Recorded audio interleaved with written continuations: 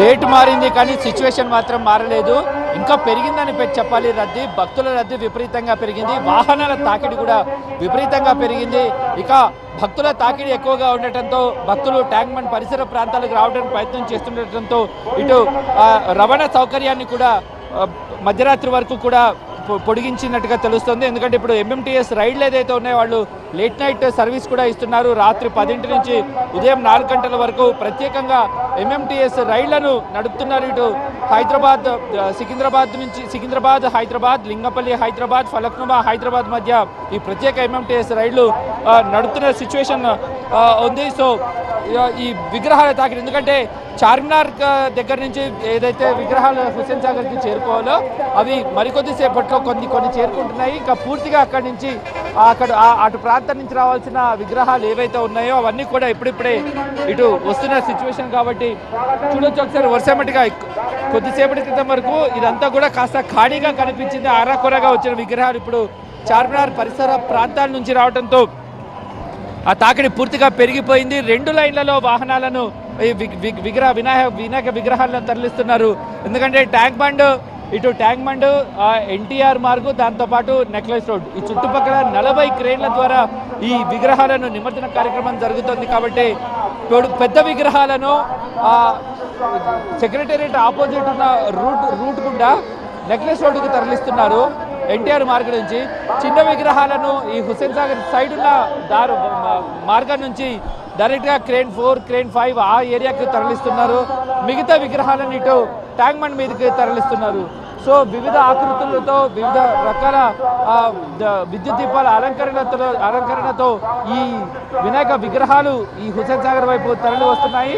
ఇక పోలీస్ అధికారులు కూడా నిర్విఘ్నంగా పనిచేస్తూ ఉన్నారు. ఎందుకంటే ఈ విగ్రహాల తాకిడి పూర్తిగా నైట్ అంతా కొనసాగుతుందన్న నేపథ్యంలో ఇటు హైదరాబాద్ సిపి సివి ఆనంద్ కూడా ప్రత్యేకంగా రివ్యూ నిర్వహిస్తున్నారు.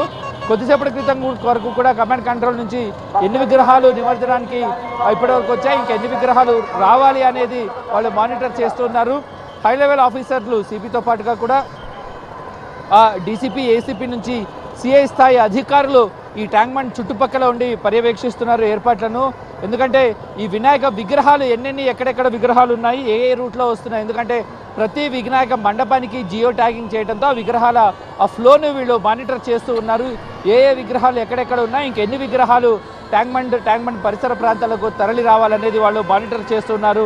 వీటన్నిటినీ కూడా టీఎస్ కాప్ యాప్ ద్వారా ఎప్పటికప్పుడు అప్డేట్ చేస్తూ పరిస్థితిని చేస్తున్నాయి. ఇక ఈ సీసీ కెమెరాలు నైట్ టైం అవ్వడంతో ఈ వినాయకుడు అంటేనే చాలా విగ్రహాలు, ఏ దేవుడికి లేనన్ని విగ్రహ రూపాలు, అన్ని డిజైన్స్ చెప్పాలంటే అన్ని ఆకృతుల్లో వినాయకుడిని డిజైన్ చేయటం అనేది వినాయకుడికున్న ప్రతిమలకున్న ప్రత్యేకత. కాబట్టి దానిలో కొత్త పోకడలను, కొత్త ట్రెండ్లను ఫాలో అవుతూ వినాయక విగ్రహాలను చేస్తూ ఉంటారు.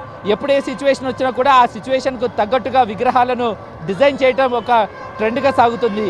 రీసెంట్గా జరిగిన కాశ్మీర్ కార్గిల్ ఆపరేషన్ సింధూర్ ఈ సిచ్యువేషన్ నేపథ్యంలో ఆపరేషన్ సింధూర్ని ప్రతిబింబిస్తూగా ఏర్పాటు చేసిన వినాయక విగ్రహాలు ట్యాంక్ బండ్ మీదకు రావడం జరిగింది. దాంతోపాటుగా కూడా ఆర్మీను సపోర్ట్ చేస్తూ వినాయక విగ్రహాలను ట్యాంక్ బండ్ మీదకి తీసుకొని రావటం, నిమజ్జనానికి తీసుకురావటం, ఇలా వివిధ రకాల ఆకృతుల్లో వివిధ రకాల షేపుల్లో ఈ గణనాథులు ఈ ట్యాంక్ బండ్ పరిసర ప్రాంతాలకు తరలి వస్తున్నారు.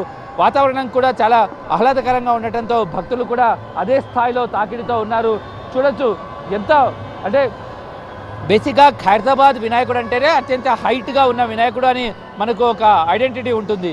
ఆ హైట్కు తగ్గట్టుగానే చాలా విగ్రహాలు కూడా హైదరాబాద్ చుట్టుపక్కల ప్రాంతాల్లో, హైదరాబాద్ చాలా ప్రాంతాల్లో అదే హైట్, అంతకు మించిన హైట్తో విగ్రహాలను ఏర్పాటు చేస్తున్నారు. అవన్నీ కూడా కేవలం హుస్సేన్ సాగర్ వైపు మాత్రమే వస్తాయి. హుస్సేన్ సాగర్లో మాత్రమే వాటిని నిమజ్జనం చేసేందుకు ఏర్పాట్లు. ఎందుకంటే క్రేన్ 4, క్రేన్ 5 అవన్నీ కూడా చాలా ఎత్తైనది, 60-50 అడుగులు అంతకు మించిన వినాయకుడి విగ్రహాలను నిమజ్జనం చేసేందుకు ఆ క్రేన్లు డిజైన్ చేస్తున్నాయి. కాబట్టి కూడా హైదరాబాద్లో చుట్టుపక్కల జిహెచ్ఎంసీ పరిధిలో చాలా ఎత్తైన 50 అడుగుల పైన దాటిన విగ్రహాలు ఏ ఉన్నా కూడా, లేదంటే సైజులో చాలా హైట్ ఉన్న పెద్దగా ఉన్న విగ్రహాలు ఏవి నిమజ్జనం చేయాలన్నా కూడా ఈ హుస్సేన్ సాగర్ వైపే రావాలి. కాబట్టి